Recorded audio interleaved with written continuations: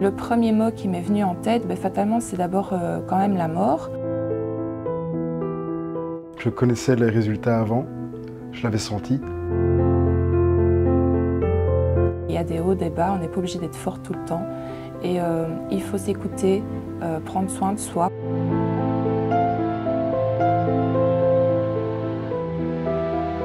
Madame ici souffrait malheureusement d'un cancer du sein relativement avancé avec une atteinte de la peau. Et donc il a fallu procéder en une mastectomie avec l'ablation des ganglions parce que ceux-ci étaient malheureusement atteints également.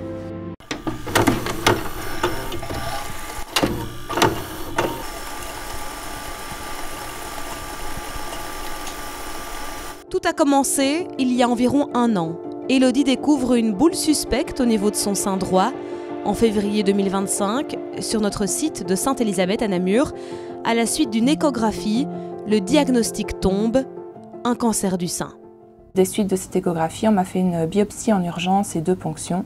J'ai eu une mammographie 2-3 jours plus tard et en 1 semaine, j'avais déjà le résultat. Quand le mot cancer est prononcé, Élodie n'y croit pas, le déni d'abord, puis l'angoisse s'installe. Les jours et les semaines qui ont suivi, ça a été pour moi les plus horribles dans mon parcours par rapport à là où j'en suis maintenant. En fait, c'était que de l'angoisse, c'est que de l'appréhension, de l'inconnu. Je ne suis pas tombé si haut finalement, j'étais préparé. Et là où elle était plus dans le déni et la recherche de sens, moi j'étais directement dans l'attaque et posais toutes les questions. Comment est-ce qu'on y va? Quel traitement on va avoir? Combien de temps ça va durer? Qu'est-ce qu'il faut faire? Vraiment le pratico-pratique. En raison de son jeune âge, Élodie doit faire congeler en urgence ses ovocytes pour préserver ses chances d'avoir un autre enfant. Quand le traitement débute réellement, l'angoisse s'apaise peu à peu. Jusqu'en juillet, Élodie enchaîne les chimiothérapies, 14 au total. Début août, Élodie doit subir une mastectomie. Bonjour. Bonjour. Je suis Marius, votre brancardier. Je vous emmène ici pour le bloc opératoire. Ça marche, Ça va? c'est parti. À nouveau, je suis dans de l'inconnu, donc c'est normal, je stresse, j'ai pas dormi beaucoup. Donc si vous devez traverser ça, vous tracassez pas, on va dormir assez après à mon avis. J'ai hâte que ce soit fini, vraiment. Ça sera une bonne étape de fête.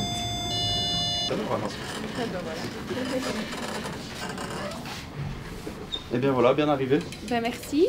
Avec plaisir. Moi je vous souhaite un bon courage en tout cas. Merci. Il va venir vous prendre en charge d'ici Ça marche. peu de temps. À tout à l'heure. À tout à l'heure, merci. De rien. Vous allez bien? Ça va? Vous êtes prête? Oui, Allez, c'est parti. on va s'occuper de vous. Ouais. Maintenant on va vous installer, puis ça va être à vous. Ça marche. À tout de suite. Merci beaucoup, à tout de suite. Élodie trouve en elle une force incroyable pour traverser cette épreuve. Ce que je voudrais dire, c'est de ne pas perdre espoir, de croire en vous et de vous préparer aussi bien mentalement que physiquement à chacune des épreuves qui vous attendent.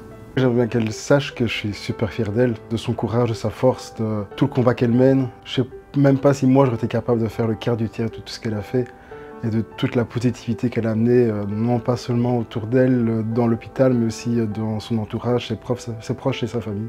Au niveau de leur soutien, je ne les remercierai jamais assez parce qu'ils sont au taquet depuis le début et la moindre petite attention qu'ils m'ont donnée tout au long de mon parcours, ça a été exceptionnel. Essayez de penser à quelque chose d'agréable, hein? Ça va? Voilà, détendez-vous, respirez tout doucement.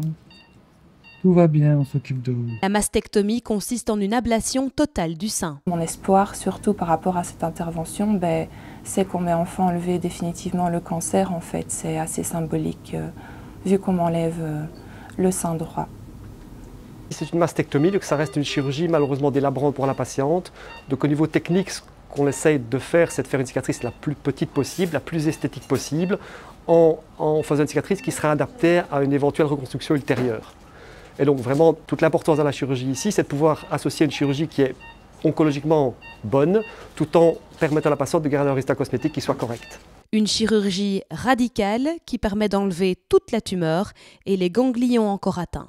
On a rarement de mauvaises surprises après l'intervention chirurgicale. En général, la patiente est de retour dans sa chambre 1 heure ou 2 après l'intervention chirurgicale et elle rentre à son domicile le lendemain de l'intervention. On la revoit en consultation 1 semaine après pour vérifier que la cicatrice est OK, qu'elle évolue bien. Et après, l'évolution, ça dépend un petit peu des traitements complémentaires qu'on doit administrer. Ça va, Nathan? Ça va. On va vous rhabiller. Vous avez un peu froid? Là, tout de suite. Ça va. Je me sens assez fatiguée, un tout petit peu nauséeuse, mais j'ai déjà eu un anti-nausée. Mais c'est surtout fatigue, mais sinon au niveau douleur, rien à signaler pour le moment. Élodie se sent soulagée, une étape de plus vient d'être franchie. Ce qui me donne de la force pour la suite de mon traitement, c'est le fait de me voir encore et toujours avancer en me disant hop, étape de fait, on passe à la suite et que surtout ça diminue, quoi. Maintenant le corps est sain en ressortant d'ici. Oui, il y aura d'autres traitements par la suite, c'est sûr, mais il n'y a plus de cancer en elle. La chimiothérapie a permis de réduire la masse tumorale et a assaini certains ganglions, mais pour compléter le traitement, l'étape chirurgicale était nécessaire. On est malheureusement encore obligé parfois de passer par des chirurgies délabrantes, notamment ici dans ce cas-ci la mastectomie, mais pour beaucoup d'autres patientes, on peut éviter cette chirurgie délabrante en évitant la mastectomie, en faisant des chirurgies conservatrices. De plus en plus, on est conservateur au niveau du geste ganglionnaire, donc plutôt que de faire un curage systématique, on peut enlever juste un seul ganglion. Donc la récupération des patientes, grâce à cette désescalade au niveau chirurgical, est nettement meilleure depuis quelques années. Ça s'est très bien passé. Oui. Pas de soucis particuliers. Ok. Ça va. Ouais. A priori, demain, l'infirmière fait les premiers soins et puis fin de matinée, vous rentrez à la maison. D'accord. Vous aurez tout vos rendez-vous en sortant. On se voit la consultation dans une dizaine de jours. Comme ça, on vérifie la cicatrice. S'il y a quoi que ce soit, vous passez un petit coup de fil. Oui. De toute façon, on vous voit le matin avant le départ. Ok, N'hésitez pas super. à téléphoner soit à l'infirmière coordinatrice, soit à moi. Si vous avez le moindre souci, mais a priori, Ok, ça c'est va. une bonne chose de faite. Ok, nickel. Ouais, super. Après la chirurgie, 18 séances de radiothérapie s'enchaînent. Aujourd'hui, c'est la dernière.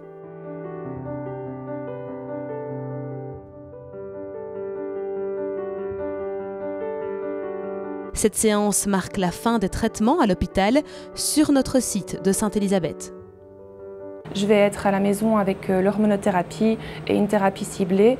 Donc c'est vraiment, à nouveau, je me vois avancer et à nouveau, je me dis que tout ça est derrière moi et je me sens sereine aujourd'hui parce que la radiothérapie était là pour nettoyer les dernières cellules qui pouvaient rester. Donc je suis soulagée aujourd'hui.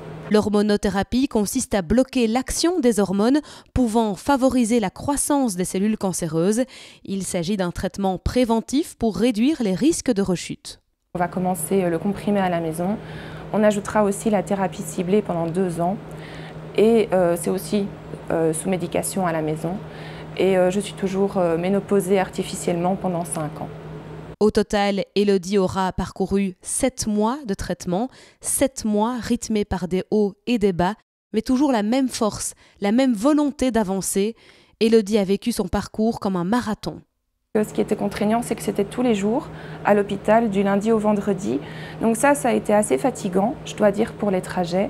Mais de manière générale, je l'ai vraiment bien vécu, parce que les effets secondaires, j'en ai pas eu beaucoup, à part des petits coups de pompe au niveau de la fatigue. C'est une courte durée dans notre vie où on en bave, où c'est beaucoup de rendez-vous, c'est beaucoup de stress, beaucoup d'inquiétudes, mais qu'après, le monde est encore beau, la vie est belle et il y a plein de choses à découvrir, à faire ensemble avec Élodie et notre fille. Ce que je ressens à l'idée de tourner cette page et de regarder vers l'avenir, c'est de la gratitude tout simplement, d'être encore en vie, d'avoir pu me battre comme ça avec des traitements au top et pouvoir me dire que maintenant je peux souffler, je peux à nouveau profiter de la vie pleinement.